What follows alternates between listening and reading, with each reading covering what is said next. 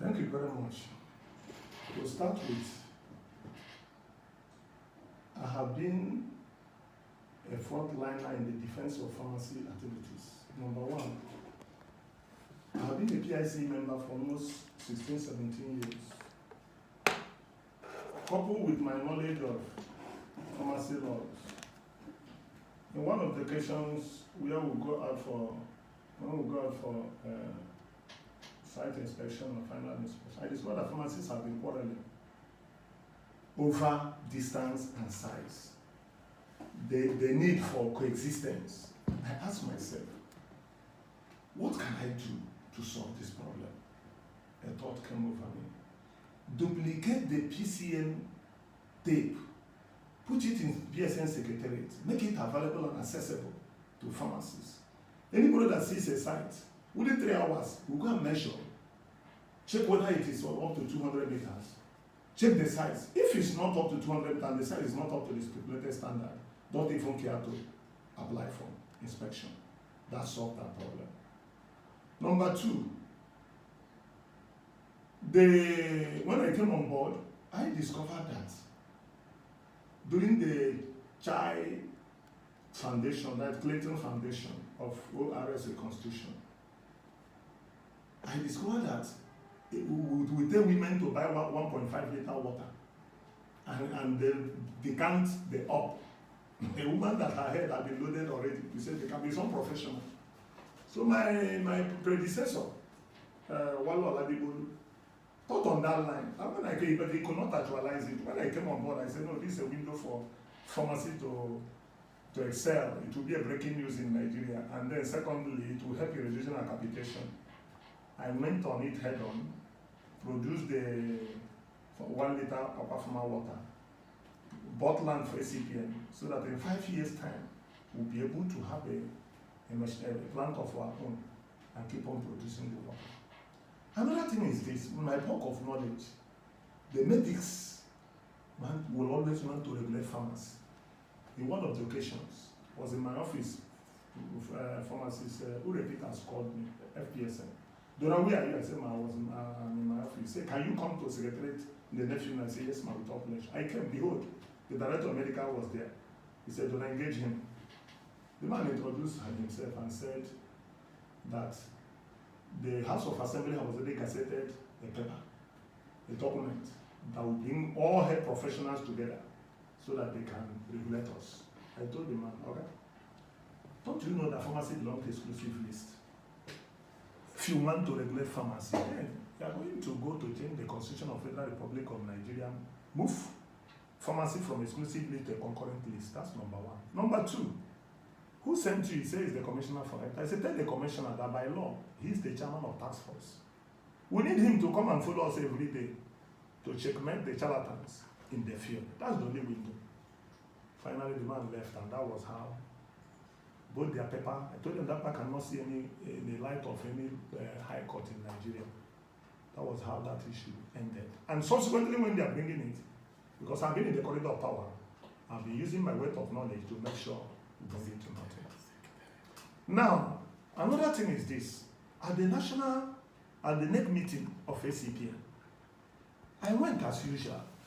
They were talking about the innovation of secretariat. I asked them, don't be offended, are we innovating our own secretariat or are we tenants? They say tenants. I said, go for it. I said, as a PIC member, you know that every made state unit or zone have their own secretariat. Big buildings.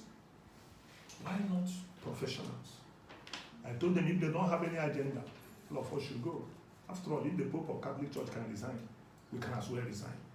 Behold, the next NEC meeting, they came up with the idea that we're going to buy a building, and it was accomplished in less than 6 months.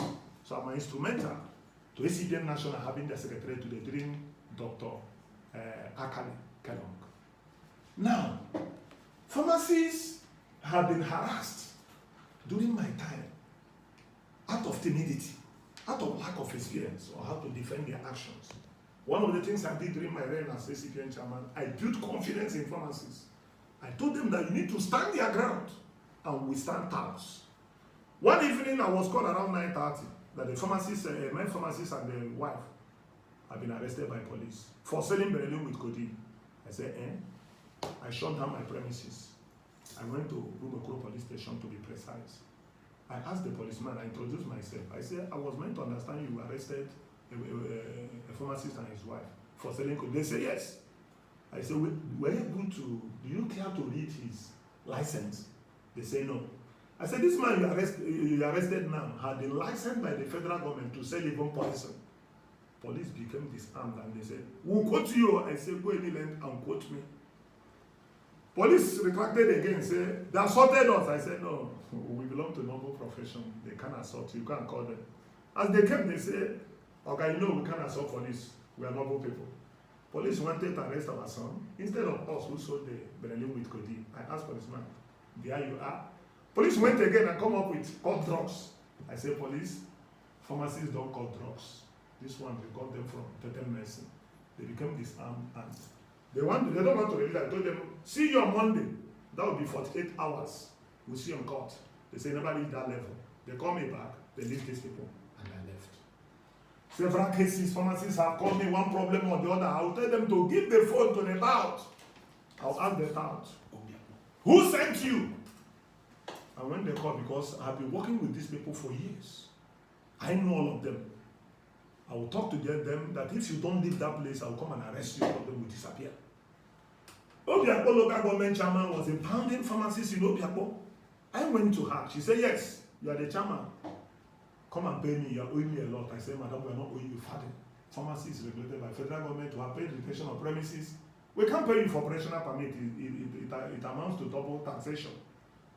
The woman said, see you in court. I said, with all pleasure. I went.